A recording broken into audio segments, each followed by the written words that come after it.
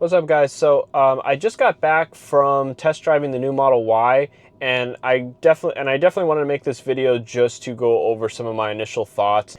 Even though it's only been a mere 20 minutes, but I sat with things for a bit, and truly, I kind of have some thoughts now.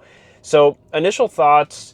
After driving it is that if you're coming from a 2020 or a 2021 maybe Model Y, I think it's definitely worth the upgrade for the most part. But if you're in the position I'm in, where I'm coming from a 2023 or you're coming maybe from a 2024, I got to be completely honest, I don't really think it's worth the upgrade for the most part, because yes, the suspension is better. Yes, the noise cabin reduction is definitely there. However many percent, I think it's 30% as to what the noise cabin reduction is.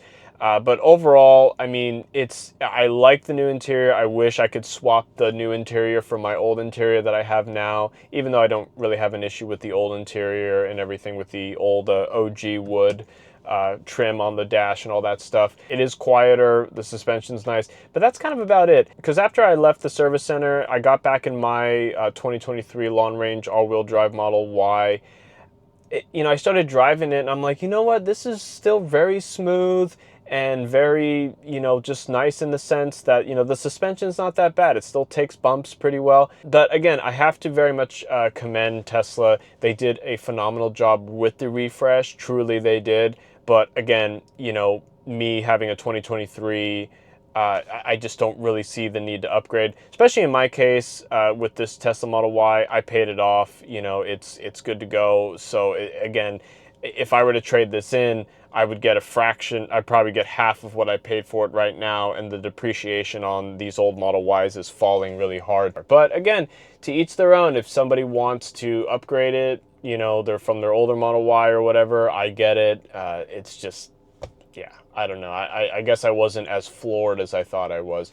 More people have definitely been talking about the Model 3 difference from the older Model 3, and I still have my old 2019 Standard Range Plus Tesla Model 3. So obviously coming from that vehicle, going into a newer Model 3 is definitely a difference. Is it a much nicer vehicle and the build quality is there? Yes, to me that is the most important thing I think Tesla really needed to go over. I don't know, for me in my position, it's not worth the upgrade. For somebody else, or if somebody just wants to lease it and everything, that I totally understand. And that's been an interesting discussion too that I kind of wanted to touch on, is that the way how fast electric vehicles are progressing, it just makes more sense just to kind of lease them for 2 years and then just end your lease and get a new lease for the new upgraded version, because the way technology is going.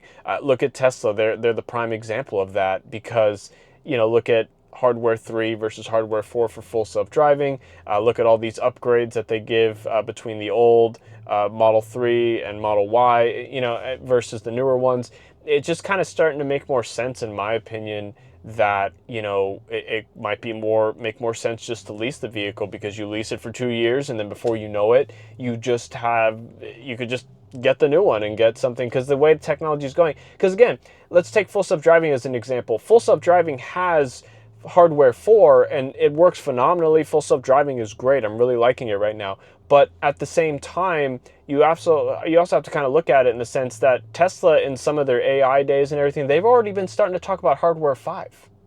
So again, the way I just look at it is that you might as well just kind of lease the vehicles instead of kind of buying them outright. The iPhone, I think, is the best example, because every year or every other year, there's a new iPhone coming out, and that new iPhone coming out pretty much dictates, that, oh, people are just going to upgrade it, even though a lot of the times I've played around with a newer iPhone and I have my older iPhone, and I just don't really see, a massive difference for the most part, and why it's even worth it for me to upgrade. So again, Tesla's definitely starting to fall into that category. Anyways, I kind of rambled on about other stuff. That's my initial thoughts after driving the new Tesla Model Y, and then my other thoughts that kind of, surround that. But let me know what you think in the comments. Have you test driven the new non-launch Model Y? They are starting to pop up at certain service centers or showrooms to be able to test drive. Let me know if you test drove it and if you liked it,